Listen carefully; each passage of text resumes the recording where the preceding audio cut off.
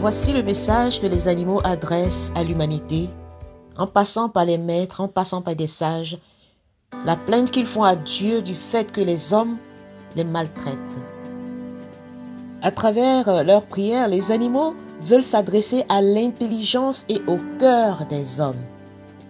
Voici ce que disent les animaux. Ils disent qu'ils ont toujours été proches de l'homme et ont toujours aimé la présence de l'homme parce qu'il est leur avenir.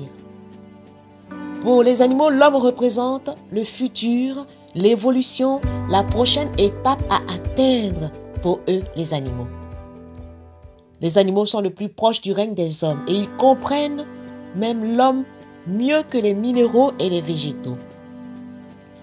Les animaux disent qu'ils savent que l'homme est l'intermédiaire, l'homme est le régulateur entre les mondes supérieurs et inférieurs et que cette tâche est difficile à accomplir.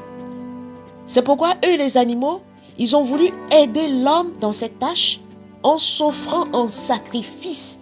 Lorsque l'homme n'a pas été fidèle dans sa mission et il s'est servi de sa créativité pour créer des démons, pour créer des êtres avides de pouvoir, de sang et de passion. Les animaux disent que l'homme s'est servi de sa liberté pour se détourner de la lumière et se maintenir dans une illusion d'indépendance. Et face à cette situation, donc, certains hommes sont restés fidèles à la lumière et ils ont demandé l'aide de la mère Terre pour nettoyer, pour équilibrer l'offense que l'homme avait commise à Dieu.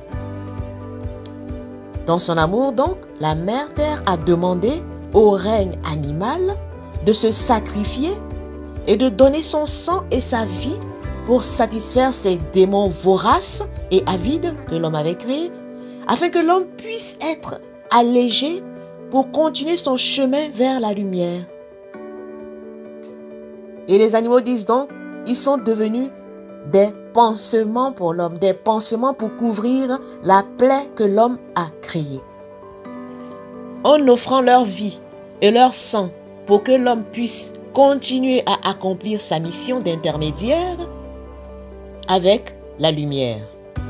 Mais l'homme a violé le contrat, il s'est fait envahir, il s'est fait posséder et enchaîner par ces forces sombres qu'il a créées, parce qu'il n'a plus d'idéal, il n'a plus d'objectif grandiose, il a perdu le contact et l'alliance avec les mondes invisibles qui pouvaient les aider et les animaux à maintenir leur intelligence, leur âme et leur force. Donc, asservis par les démons que leur soif de pouvoir et de puissance avait invoqué, les hommes ont conduit aussi les animaux en esclavage. Pire, ils ont amené les animaux dans le royaume des ténèbres où règne la peur, la terreur. Et les animaux sont malheureux. Les animaux disent qu'ils sont malheureux, ils sont tristes, perdus et leur souffrance est permanente. Les animaux disent que les hommes sont indifférents au peuple animal. Ils ne voient en eux les animaux que des êtres à exploiter, à utiliser pour leur unique satisfaction, sans jamais se soucier du mal qu'ils leur font. Les animaux disent que les hommes sont envahis par une obscurité telle que même le sang des animaux ne peut plus apaiser ni équilibrer. La preuve, on voit même aujourd'hui que les animaux sont passés de la phase à une phase supérieure qui est de verser le sang des humains pour nourrir ces forces sombres et maléfiques. Les animaux disent aussi que leurs sacrifices ne servent plus à rien. C'est inutile, c'est gratuit. Et le résultat de ces sacrifices est que la bêtise et la méchanceté ne cessent pas d'augmenter sur la terre. Les animaux disent que non seulement on les sacrifie pour rien, et c'est intolérable pour eux, mais en plus, on leur enlève leur dignité, leur beauté, leur valeur. On les fait vivre dans la peur constante.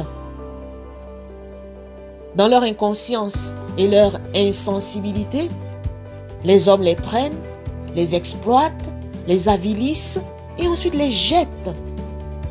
Les animaux disent que les hommes les approchent sans aucune culture, sans aucun respect. Ils sont à leurs yeux des sous-espèces.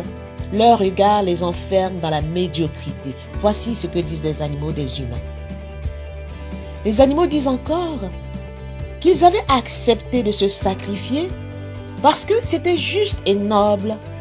L'homme avait commis des fautes et eux, les animaux, avaient accepté de l'aider, de le soutenir, même si ce n'était pas facile pour eux, les animaux. Mais cet acte, qui était juste en son temps et permettait aux animaux de s'élever eux aussi vers les mondes supérieurs, cet acte ne l'est plus aujourd'hui. L'homme a fermé le ciel sur sa tête pour ne plus vivre que dans son propre monde, que pour le corps physique. Et pour cela, il détruit tout ce qui vit autour de lui, se détruisant lui-même par la même occasion. Les animaux disent que l'homme est devenu totalement irrespectueux de la nature.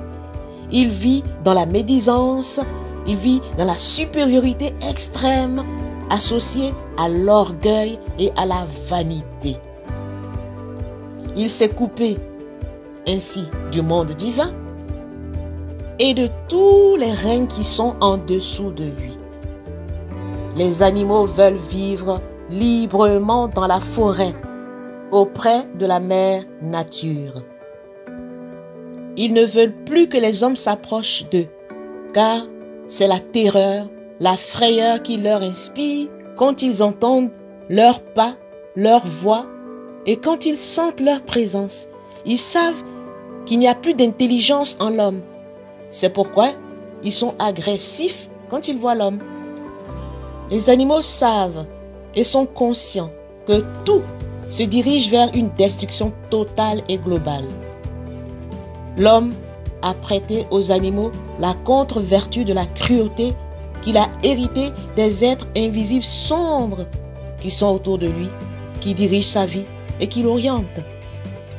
Les animaux veulent être reliés aux archanges, c'est-à-dire aux lois divines, pour pouvoir trouver un chemin de libération vers Dieu. Les animaux souhaitent que l'homme redevienne conscient, que l'homme redevienne éveillé et soit le chevalier sage qui donnait sa vie pour une cause juste et noble, qu'il soit le protecteur des mondes, le sauveur, le bienfaiteur qui apporte la justice et la paix sur terre. Les animaux veulent vivre tout simplement comme des animaux et non plus dans la terreur, la frayeur et l'exploitation abusive de leur être. C'était là le message que le règne animal adresse à l'humanité, afin que l'humanité prenne un peu plus conscience et prenne un peu plus soin de les animaux. C'était Myriam de Apprends pour être toi. Si tu sais que tu ne sais pas, tu sauras. Mais si tu ne sais pas que tu ne sais pas, tu ne sauras pas. Shalom, restez bénis et méditez sur ce message que les animaux nous adressent à nous les humains. À très bientôt.